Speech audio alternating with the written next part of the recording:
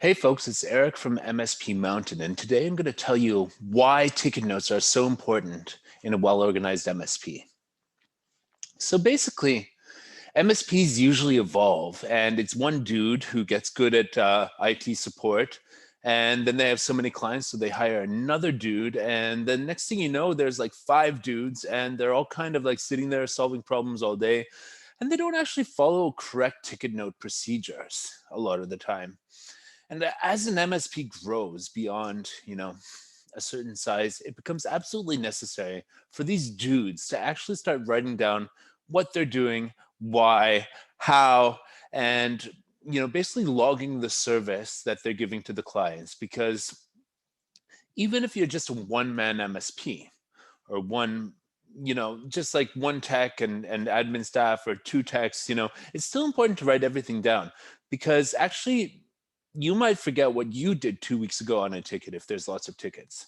Now, imagine you can forget that stuff and other people are going to have to actually deal with the same problems that you dealt with, and they don't have a crystal ball.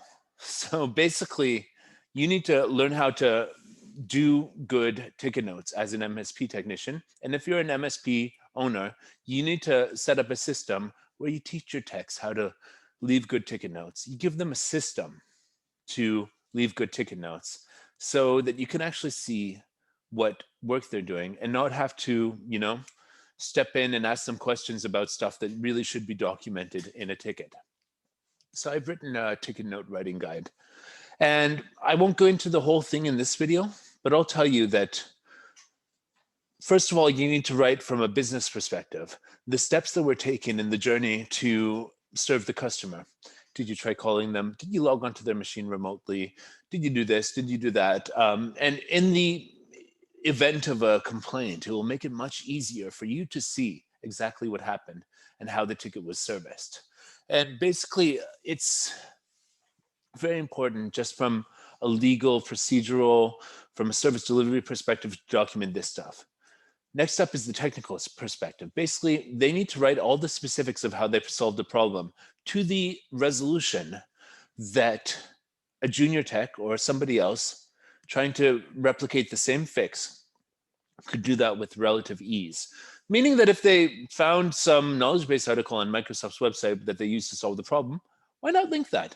If there was a printer, why not link to the IT Glue page where that printer is documented with its IP address? If there was any sort of driver installed, why not say where you downloaded that driver from?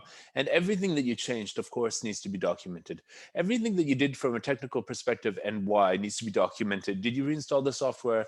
Did you reset a password? Did you, all that needs to be documented. And yeah, passwords and stuff and basically documentation should be in your documentation platform. But IT Glue, for example, gives you actual URLs to every part, every password, every configuration, every flexible asset and all that stuff has a URL that can be put in your ticket notes. And so when people are trying to see what you did, and it's like when a user calls and said, hey, can I talk to John? It's like, oh, no, he's busy right now. He's on site. But how can I help you? And they say, oh, well, John fixed this problem 2 weeks ago. And then you look at John's ticket notes. It doesn't say, it's just a user called with issue resolved or something like that. How does that help you? How does that help your organization grow? How does that help your users and clients actually trust that everyone in your organization is competent? Or is it just about a personality-based business where they'll always only go to one person? I mean, a lot of the time, MSPs have their clients assigned to one person, but that's really not how it should be if you want to grow a business. It might lead to better service because that person knows, but that's kind of like excusing that person to have bad documentation and to have the team used to actually having bad documentation, not being able to find information they need to do their job. So ticket notes are where documentation starts. And from there, it's important also for service delivery. The ticket notes are how tickets move to the next step. We like all ticket notes to end with either next steps.